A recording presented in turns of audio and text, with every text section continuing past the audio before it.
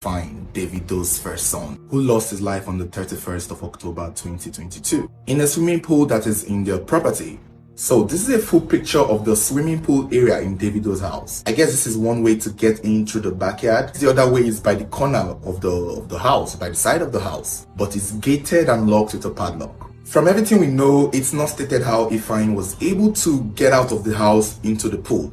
He may have gone through the backyard or he may have gone through the corner. But it seems as though the gate at the corner leading to the pool is padlocked, so the best guess is through the back door. Now, we have heard also that the police have arrested Davido's domestic staff, those in charge of taking care of the little boy, including a nanny, a chef, security guard, and pretty much everyone in the house at the time this little boy went into the pool to lose his life. And this is what is being said that is going on in the police station as we speak. The nanny who is in charge of the boy directly said that she was with Ifeanyi.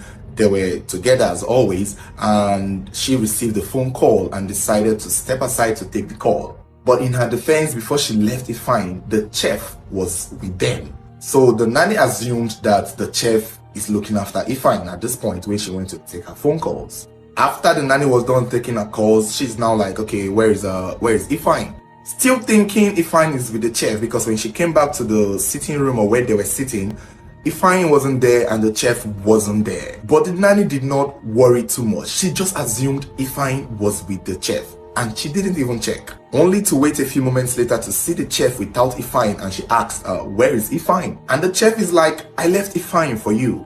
That was the moment they knew the boy is not in the house and they started looking for him. They did not even think to check the swimming pool because they felt maybe he's hiding. It's a big house, so before you finish checking the entire house, it's gonna take a while. So currently it's being said in the station now, the chef and the nanny are pointing fingers at each other. Nobody wants to take the blame, nobody wants to take the fall. The nanny is saying that she left the boy with the chef, and the chef is saying, you didn't leave the boy with me. I'm a chef here, I'm not a nanny. My job is to cook. Your job is to look after the boy. And that is where it boils down to right now. This has now turned into a case of negligence. It's no longer an accident because someone would have to pay. And frankly speaking, someone needs to be held responsible for the death of this boy. It was now later said that the security man was the one who later went to the pool to check and found Ifeanyi underneath it. And that is how they figured out that he had died.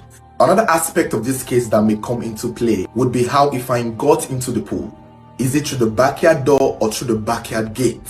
Because if it's through the backyard gate, someone else is going to take the blame. However, if it's the backyard door, if Ifeanyi went to that swimming pool through the backyard door, this might mean he might have been with the chef, because I would assume the backyard is usually close to the kitchen, as it is in most homes. So if Ifeanyi went into that pool through the backyard door, then maybe the nanny is right that he was with the chef. That is if the house is one of those houses where the backyard is tied to the kitchen. And we all know that the chef is usually mostly in the kitchen. I mean, that's our job, right? To be in the kitchen. It could also be that the chef was probably busy doing a job, cooking, and did not really notice when Ifeanyi swooped in and went through the back.